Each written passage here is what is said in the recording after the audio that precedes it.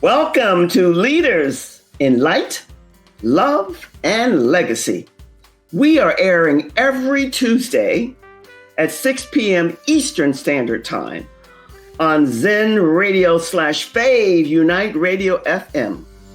I'm Joy Ruffen, a leadership and signature style specialist. Woohoo! And I love saying this. Your minister of enlightenment, awareness, and awakenings, because my League of Eagles has exactly the period of time that we're in right here and now. We're here diving into honest conversations about power, presence, and purpose. I'll be sitting down each and every week, more or less, with a featured guest speaker who will bring you fresh insights on the divine masculine and the divine feminine and all that entails. Because we all carry both within us, no matter our gender. It's about alignment, leadership, and building a legacy that's true to you. So whether you're listening in for inspiration, direction, or just a new perspective, it's all meant to stir something within you. Remember, there's always more waiting for you here at joyruffen.com. That's my website. Now, my League of Eagles, just sit back and get comfortable, whatever that means to you. Or if you're driving, be safe, because we're going to get into today's conversation.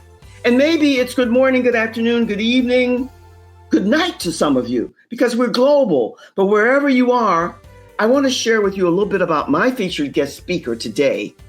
This is a lady, oh my goodness, what can I say? First off, let me give you her name, Leslie Capps. She is a strategic storypreneur. Ooh, I love that. And the author of Turn Your Story into Business Gold. She teaches entrepreneurial men and women like you and I, and those that we know, how to ditch the marketing fluff. Woo, love that word, fluff. Claim their voice and turn their stories into a strategy that actually sells. Now, this book that she's written, she's going to tell us all about it. But I want to tell you a little something else about her, because this I just discovered. I'm discovering all the time. Leslie is the founder of Wild Woman Marketing. I like that because I like wild women. By the way, I love men. Nothing wrong with that. But I like that title. But so that said, let's find out a little bit more about Leslie and she'll share her story with you. Leslie, welcome to our show today. Thank you so much, Joy. You know, I just love being in your world and getting to visit with your audience. It's so delightful. The feeling is mutual. Because I think I mentioned this to you once before when we met. I love writers and people who are innovative and creative and pioneers, which is what you are.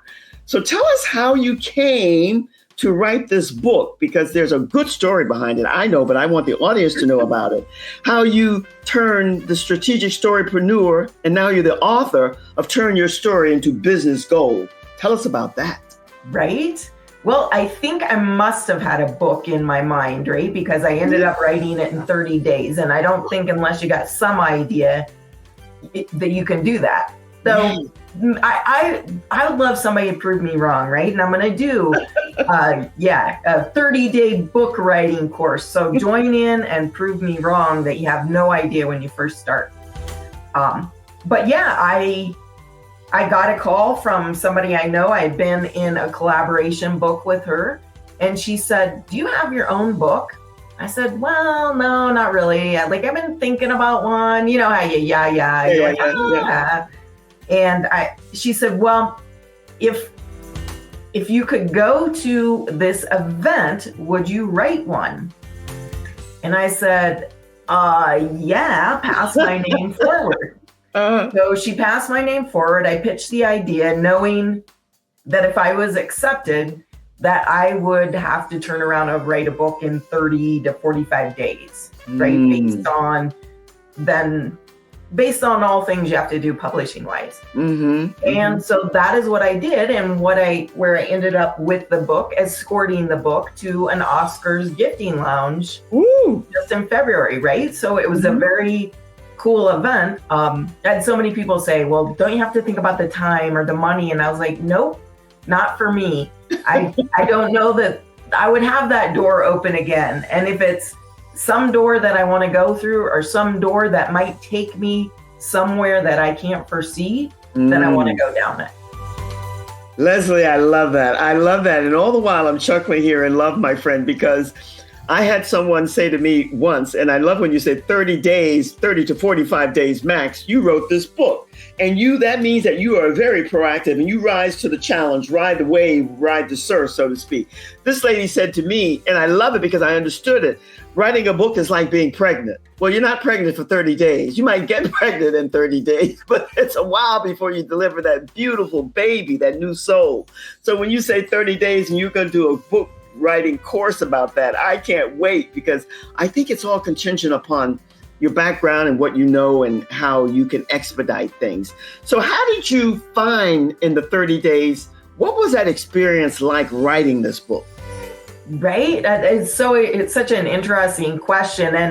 And I love your comment, because I said that to other people, right? You, at the end, you feel like you're birthing something. And yes. Yeah, absolutely. And I also knew going in that I would need to grow to write this book. I would need to change and like totally bust out of whatever box or whatever voice said you can't do this in 30 days, right? Love that.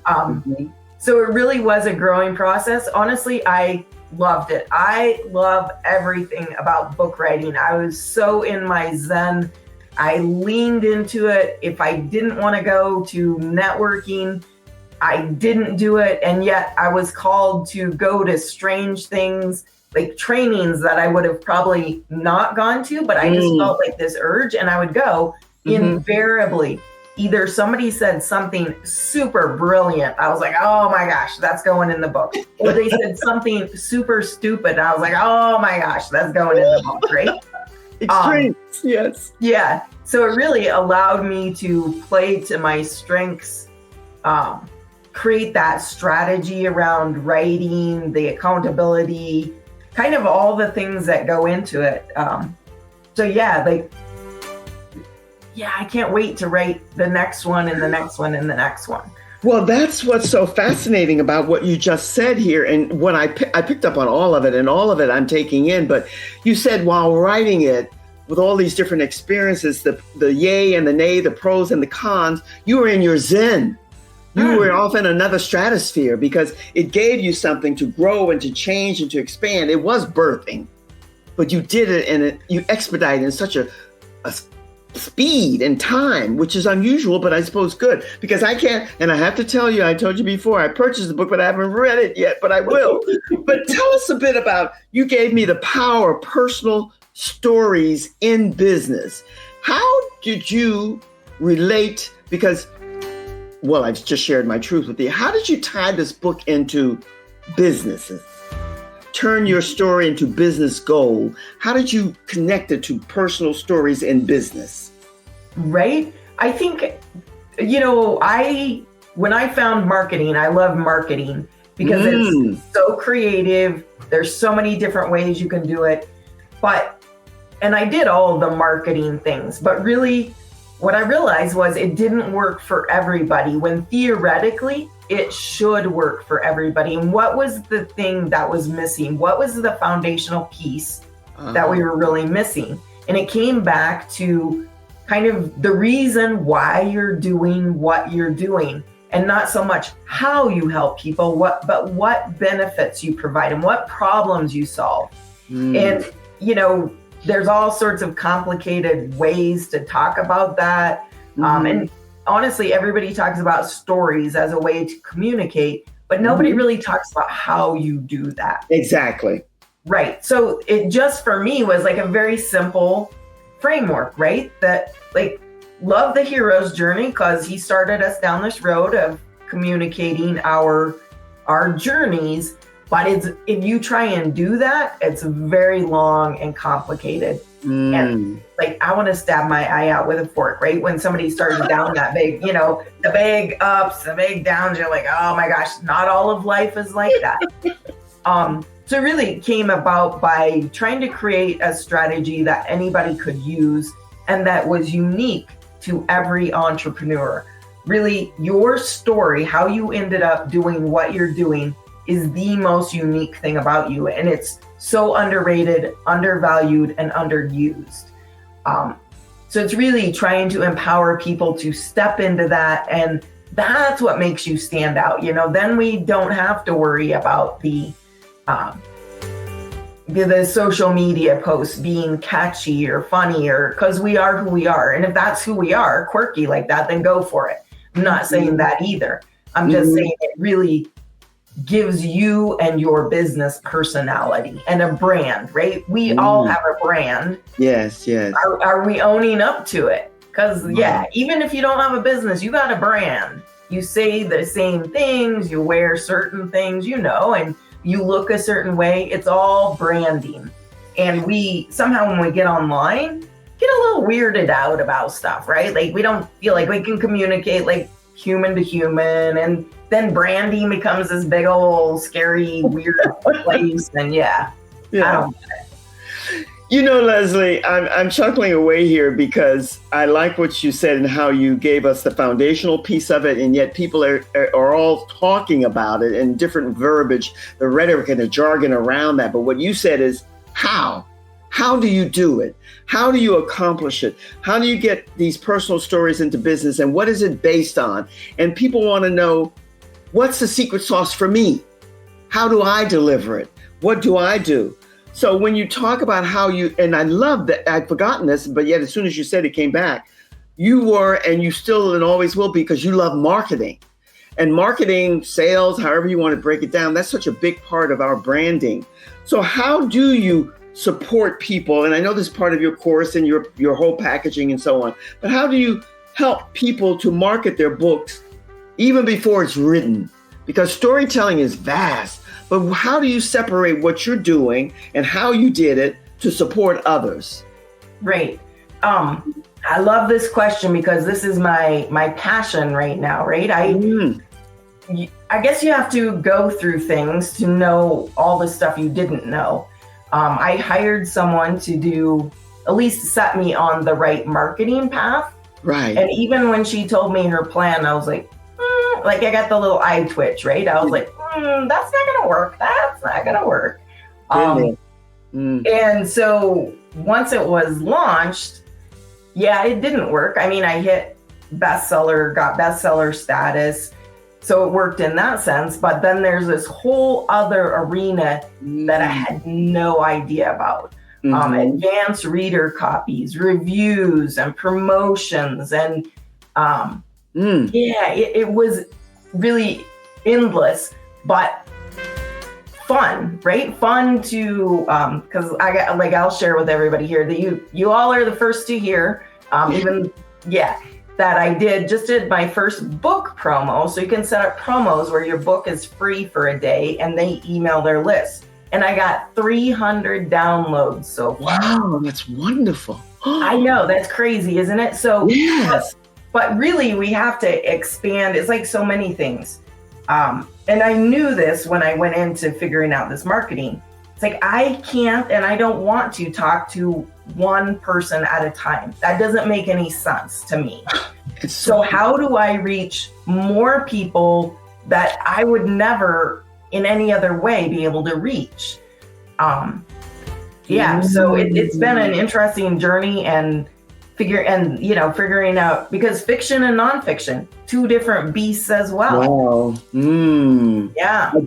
That's a fascinating analogy here, because I just interviewed a writer and she brought up that qualifier, the difference between fiction and nonfiction, and it's a biggie. But Leslie, you gave, I don't, tell us a little bit more about what you did to gain these 300, because 300 in any number, whatever you're doing, that's a big number.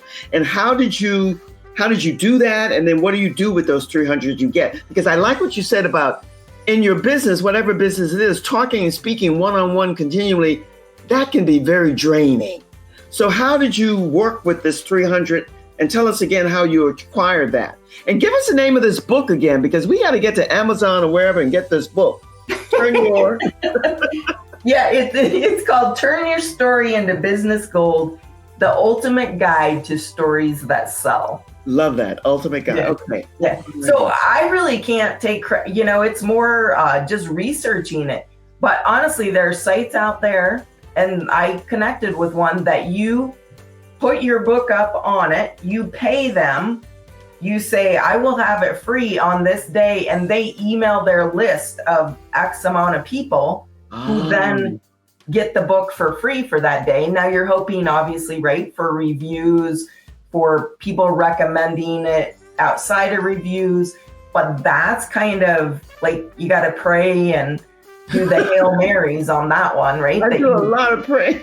Yeah, exactly. This the one day only. And you said, I heard you say you're hoping for reviews and whatever. Out of that 300 for that, and there's a song, One Day Only or something. But did you get people who gave you a review on that? Did you get any reviews or any? So it's just, this promo just went live today. Right? Good. So I don't know. It'll probably be a week before I'll actually see the results of what will come out of that.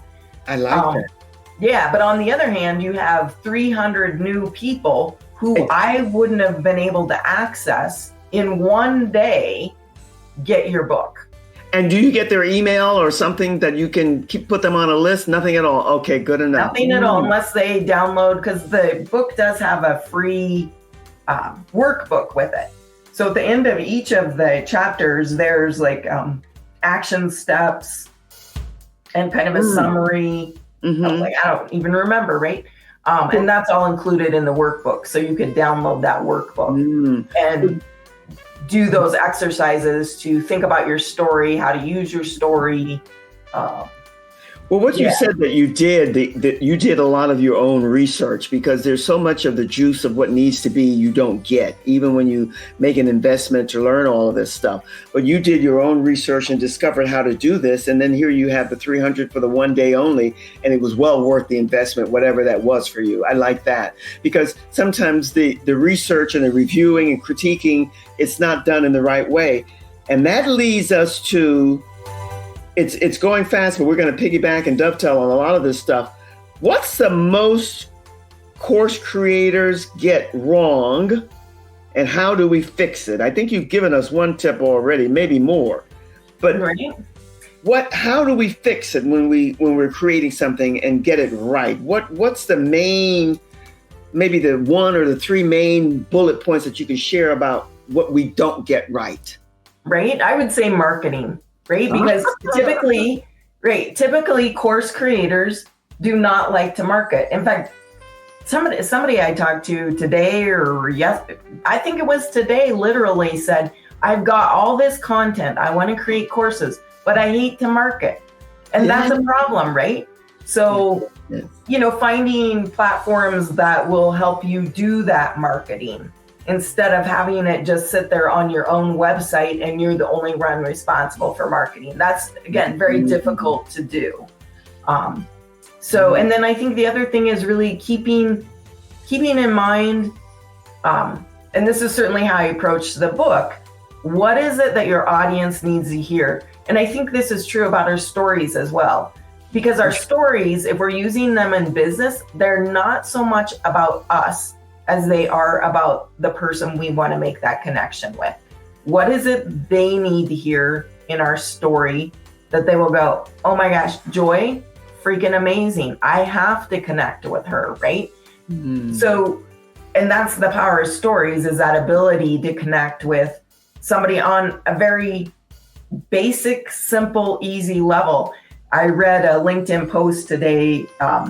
Somebody was talking about know, like, trust. And he said, that's total BS, because we do all sorts of business. Like, we go to a doctor, we don't be like, we have to know you and like you before we can trust you and before you can we go get our oil changed. We don't, give that criteria to them. So why are we creating this weird thing online? And I was like, kudos to you, because you're right. And I said, but I think the know, like, trust comes in.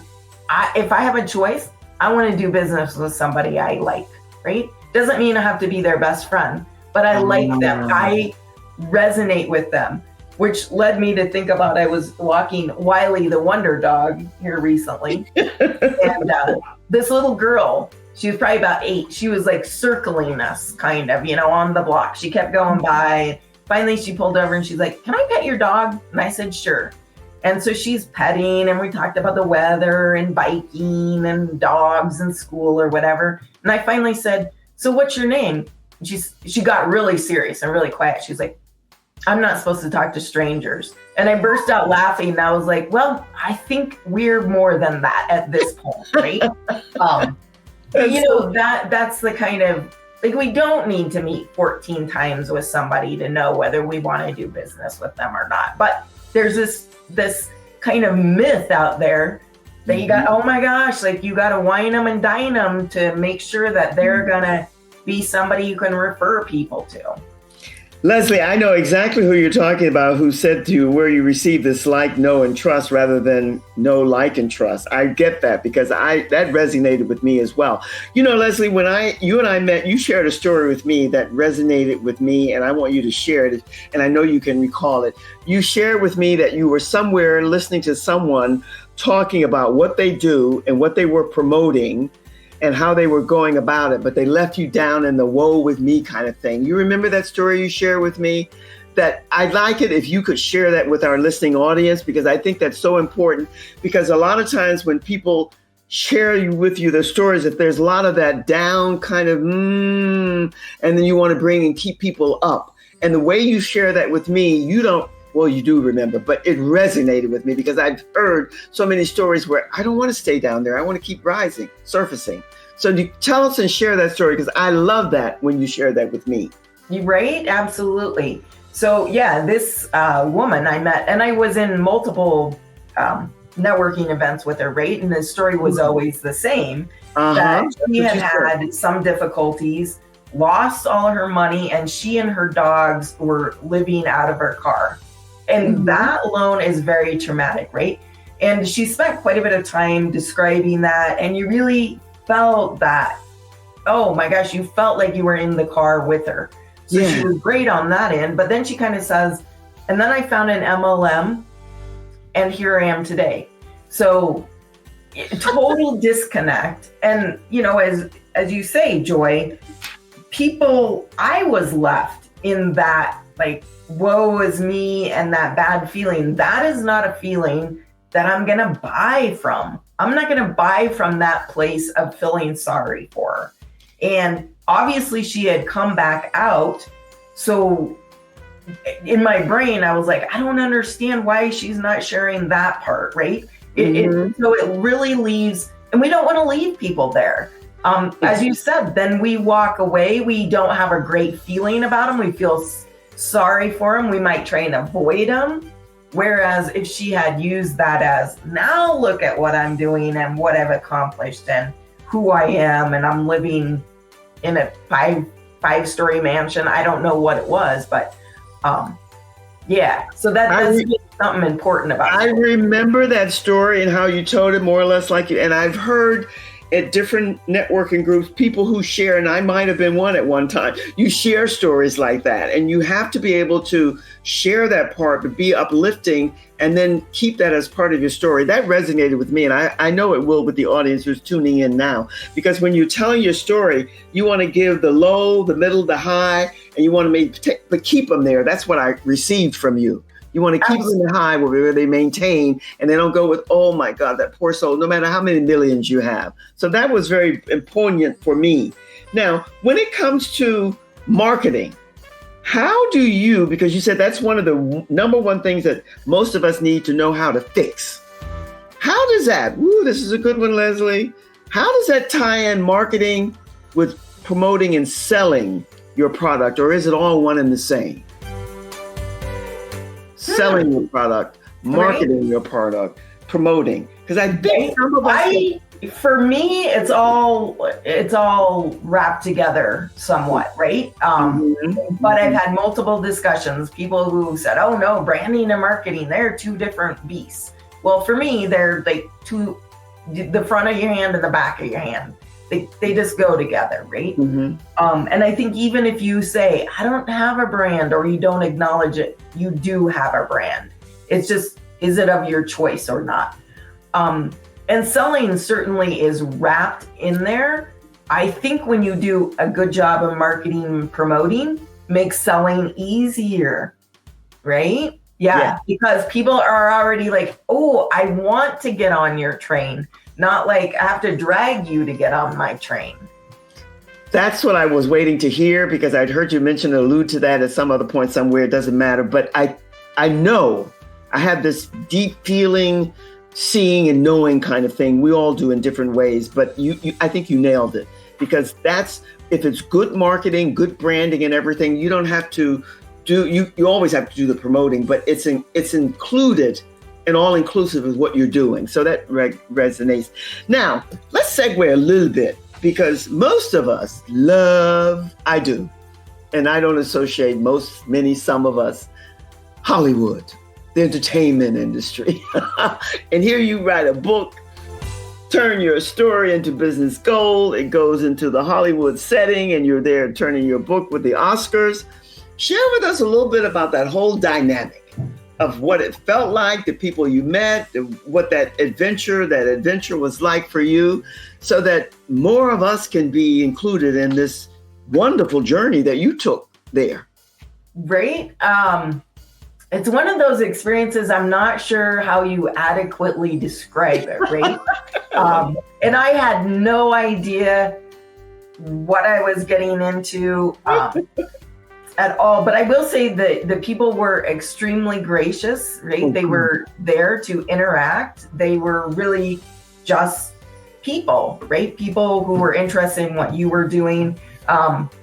One thing, I don't know if you know Gilles Marini.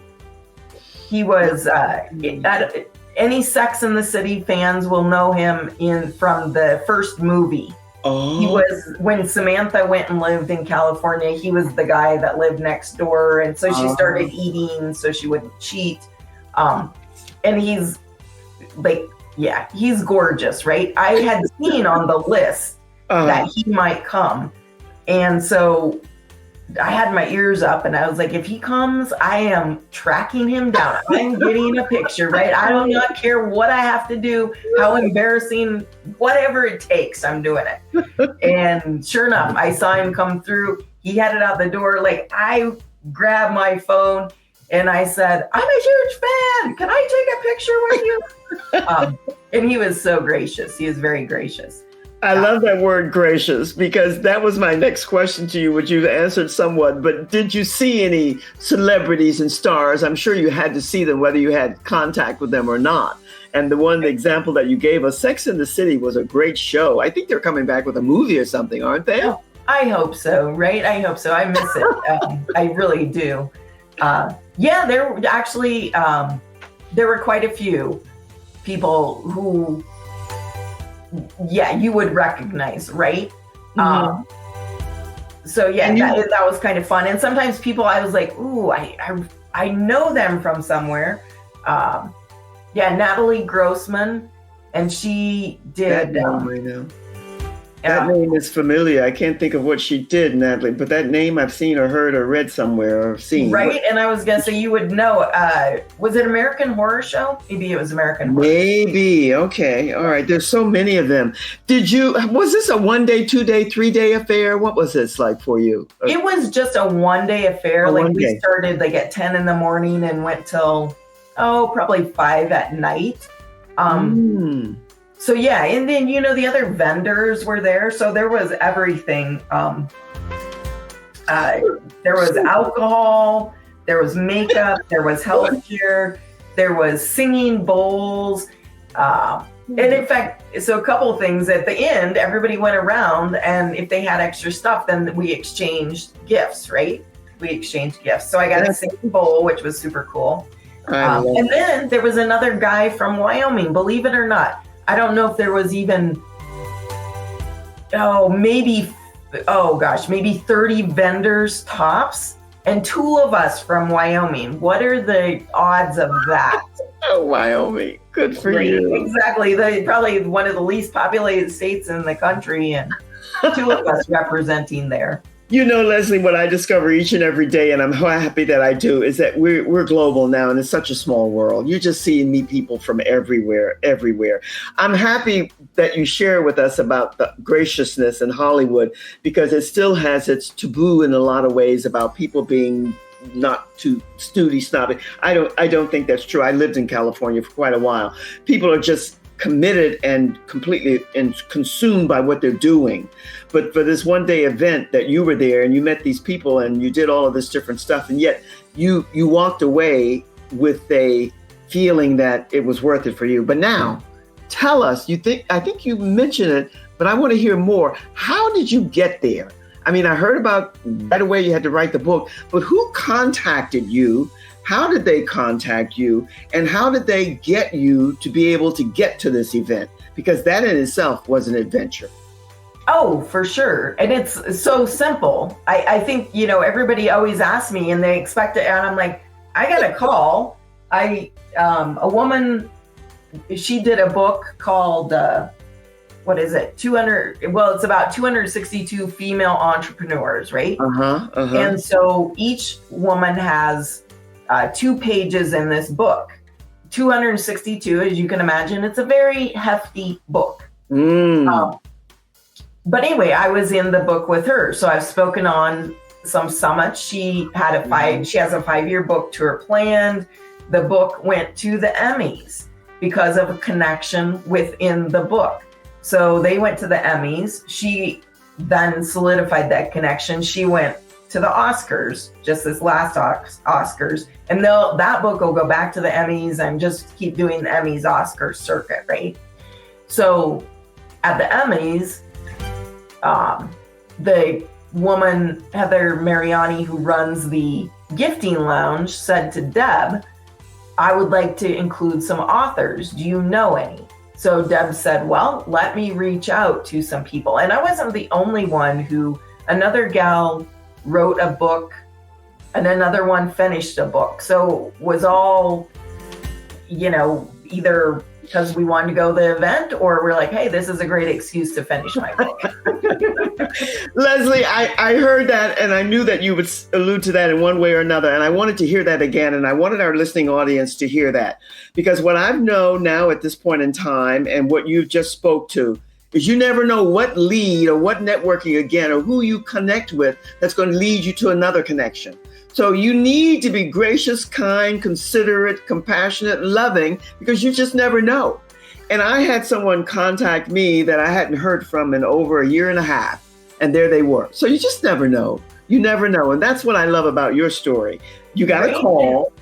Yeah. And I will say, when I connected with Deb, it was via social media that we connected. And she said, I'm doing this project. Do you want to, get on Zoom and hear about it? And I said, sure. She has a photograph of Gloria Steinem and Maya Angelou right behind her desk. Oh. Right? Somehow it came up that she had met Gloria Steinem.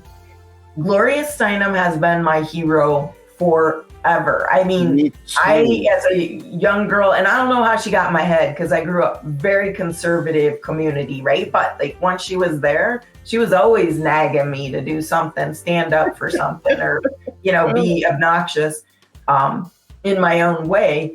So when Deb said that, I said, you know what? I don't care what you're doing. I will take 1 degree of separation. I am in wherever this goes, whatever it does. And to add on to that, so before all this Oscars thing came up, maybe 6 or 8 months, I was in a class and somebody said, who's the person you want to meet? If you could meet anybody. And I said, Lizzo. I really want to meet Lizzo. We were talking about the entertainment industry, right? Yes. My gosh. So I met a celebrity chef there at the Oscars. He has cooked for Lizzo.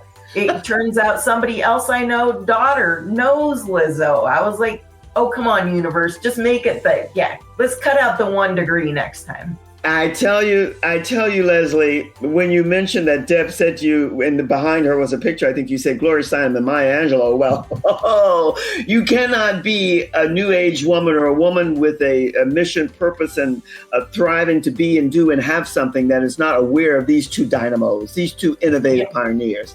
So that said, that's why for me, it's all about the divine, masculine and feminine, and just letting that evolve and awake within us.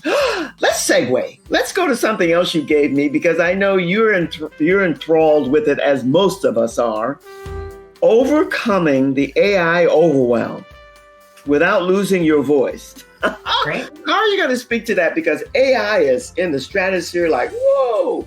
And without losing your voice really resonated with me. So how are you bringing that into the equation of the people, the men and women that you meet and greet with? What are you sharing with them about the AI overwhelm?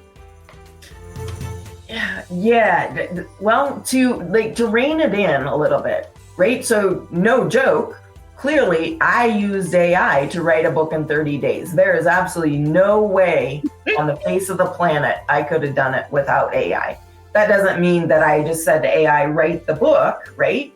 But I used it to help me streamline, to do some editing, all kinds of little things that would have taken me a very long time. So, and really, when you think about it, we have had AI in our lives for a very long time. Google Maps, Alexa, Siri. Yes. The clap thing is kind of an AI thing because it's hearing you and it's responding, right? Mm-hmm, mm-hmm. So all kinds of things we've had in our world. And really, because I think we're inundated with so much AI, the way I tell people is to think about what it is you want it to do. And then go look for that tool instead of the reverse, saying, because it's just like every day there's new AI. So getting really clear on what do I want to streamline? How, for me, I'm not a great typer. And as you could tell, my brain is spinning out. My fingers could never keep up. So I had to come up with some way to get my words out without necessarily typing every single one. Mm-hmm. What is the problem you want to solve? And then go look for the AI that will solve that problem. Because I'm almost 90% sure there's one out there. And you know what, Leslie, what resonated with me is that you put in here without losing your voice. Because your voice, your feeling, your flavor, the flair of you has to be in there, or it becomes too computerized. And that's what you don't want. The other thing that you gave me that ties in with that, and I received big time. And you said why clarity beats cleverness every time. Clarity beats cleverness, because there's so many ways you could make that analogy, but share with us a little bit about why you came to that and why you put this here and what you want to leave us with that resonates with that definition. Clarity beats cleverness. Yeah. Well, I'm always reminded of a presentation I saw, and I do not know what he did. He did something with data, right? But his acronym was like ARRR. So he said R, and he kind of did it with an eye twitch like a pirate. And behind him on his screen, he had the picture of a cartoon pirate, even with the eye patch, with a parrot sitting on his shoulder. Now, this dude thought this was so funny. He'd kind of giggle every time. From the get-go, my brain the whole time was like, I don't get it. I don't understand. What is he talking about? How does that doesn't make any sense to me. So I thought, okay, I'm simple brain. That's probably how I work. We got in breakout sessions after this presentation. Out of 8 of us, nobody got it. Everybody else was like, what did that mean? I didn't understand. How would that relate to data? So, it's just one of those moments you're like, oh, I get it. He thought it was super clever, and maybe there was an audience it was for that one. It was a big old goose egg, because none of us walked away having any idea of what his business was, how he could help us, or anything else. And that goes back to what you started us off with. Know your audience, know what they need and what they're looking for, and connect and relate to that. So obviously he wasn't aware, because if 8 of you out of however many numbers, that's a large percentage. So I get that. And that reminds me of something that one of my featured guest speakers said to me the other day. First off, she said AI is becoming more and more intuitive, and I like that. And I think that's true. But she also said that strategy, big time, it's an analogy that ties in with what you just gave us. Strategy will win and make big steps for companies, but the culture and how you cultivate it will give you longevity and legacy. Ooh. Is that powerful? I knew That you would is like that. powerful. Because that ties in with what you're saying here. Clarity beats cleverness every time. So that really resonates with us. You know, I just don't know every time I say this where the time goes, but tell us a little bit more about how we're going to connect with you. We know that we're going to get your book. Tell us the title of the book, where it can be purchased, your website address, anything else you want to share with us and leave us with. What pearls, what wisdom. You have so much, Leslie. I'm not brown nosing you. I don't do that. I speak from my heart and soul. But what do you want to leave us with? Because the time is gone. It flies. It's by already. I know, right? Yes. We could just go on and on. We could. Yeah, so the book is called Turn Your Story into Business Gold, The Ultimate Guide to Stories That Sell. And it's Leslie Capps, Leslie, Capps, Charlie, Adam, Paul, Sam, like a baseball caps. You can get it on Amazon. My website is wildwomanmarketing.com. You can connect with me there. You can also find me, on all the usual social hangouts like Facebook, Instagram, LinkedIn. I wrote, partly why I wrote this book and why I felt so impassioned and I guess was able to do it in 30 days was about, 6 months, 8 months before this. I'd been at a conference and I had a multimillionaire with his arm around me and he said, nobody cares about your story until you're successful. Yes. I sort of sighed just like I did there, right? And I thought, I gotta think about that one because I'm not totally sure I'm buying it. And I stepped away a little bit and I came back and I was like, that's total BS. When you're successful, talking about grace, we give you a little more grace because we think your story might hold the keys to success. But I'm saying about 80% of the time that is not true. You're just up there telling your story thinking that it matters to us because you are now successful. And every story matters. I think that's what I'm really passionate about, why I love to travel, why I love to meet with people, is because every person has something so unique about who they are and why they're doing what they're doing. I don't even mean necessarily an online business, just in life, right? Why do they love to garden? Why do they love dogs? Like everything that we do in our life has a story attached to it.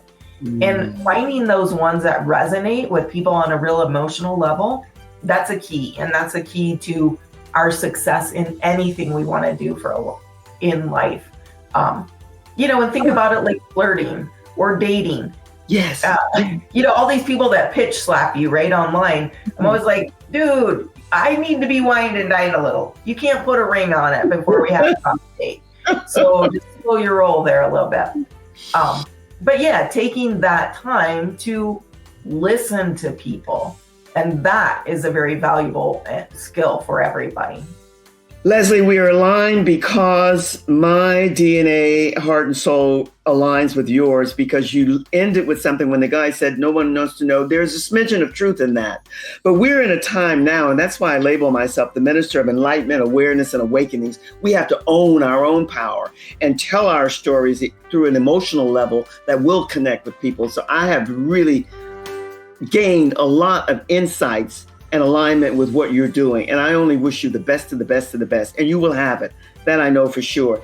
Thank you, all of you, for tuning in to Leaders. Oh, you have one here today. Enlight, Love, and Legacy. I am Joy Ruffen. And again, I do repeat myself, your minister of enlightenment, awareness, and awakenings. Leslie has shared so much with us today about how you, me, all of us, I'm a little bit into Dr. Zeus, can get into this and get into that emotional level of telling our stories so that we win people over to our side. Let's keep the connection going. Visit with me at joyruffen.com to learn more about the work we do here, the offerings we're sharing, and the messages we're spreading together. You can also reach me directly at my email address, jruffen, with an E, at gmail.com. If today's conversation sparks something in you, or you're ready to go deeper, visit with Leslie or me or both. And you'll find a space to connect, to explore, and tap into the many resources and changes and in growth that we are offering you. And whether it's style, leadership, divine femininity, equality, or power, we're talking a lot about power, your power. In living your truth, there's always something new waiting here for you.